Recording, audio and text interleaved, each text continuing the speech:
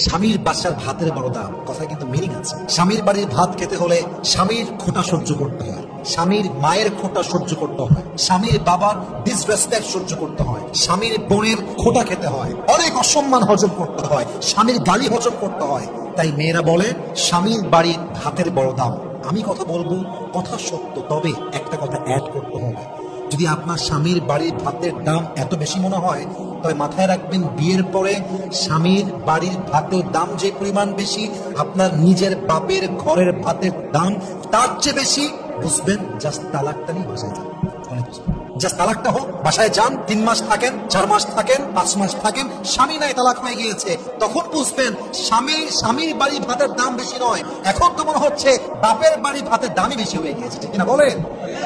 একজন তালাকপ্রাপ্ত মেয়ে রেখেছে, যদি একবার সুযোগ পেতাম, একবার চান্স পেতাম, বাপের বাসা ছাড়তাম, আজীবন লাথি খাই, গুতা খাই, অসম্মান খাই, স্বামীর ঘরে বসতাম, স্বামীর ঘরে বাঁচতাম। তালাকপ্রাপ্ত মেয়ের কথা।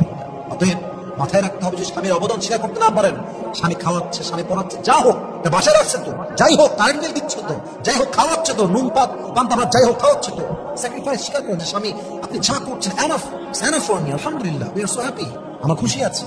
এই একটা বাক্য স্বামীর মনকে প্রফুল্ল করে দেয়, শান্ত করে দেয়, ঠিক কিনা বলেন সবাই? স্বামীর যে পরিবার, বাবা মা আর ভাই, তার বোন, সবাইকে রেসপেক্ট দেয়, সম্মান করে।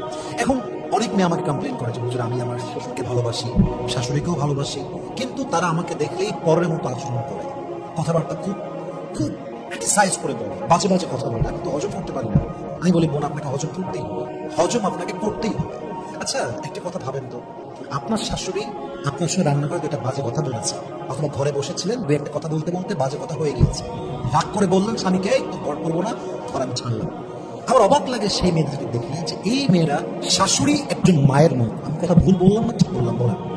শাশুড়ি মায়ের মতো, অবশ্যই তার মা এটা। আচ্ছা, এই শাশুড়ির সঙ্গে ঝগড়া হইল বলে আপনি ঘর ছাড়বেন, আপনি যে বাসায় গেলেন, আপনি তো মিয়া মায়ের সঙ্গে প্রত্যেকদিন উঠতে বসতে ঝগড়া করেন।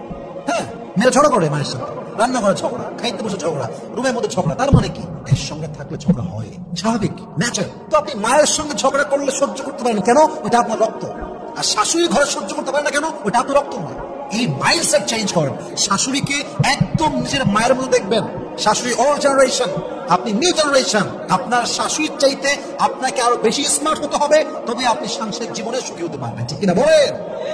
অনেক মেয়ে শাশুড়ির জ্বালায় যন্ত্রণায় সংসার ছেড়ে দেয়, কিন্তু তাকে কৌশলী হতে হবে, স্মার্ট হতে হবে, বুঝতে হবে এই বাড়ি হোক আর সেই বাড়ি হোক, উভয় জায়গায় মায়ের সঙ্গে ঝগড়া আছে না নাই? Take it easy, make it easy. আপনি আপনার হাজবেন্ডের সমস্ত রিলেটিভসদের যতটুকু পারা যায় সম্মান করবেন।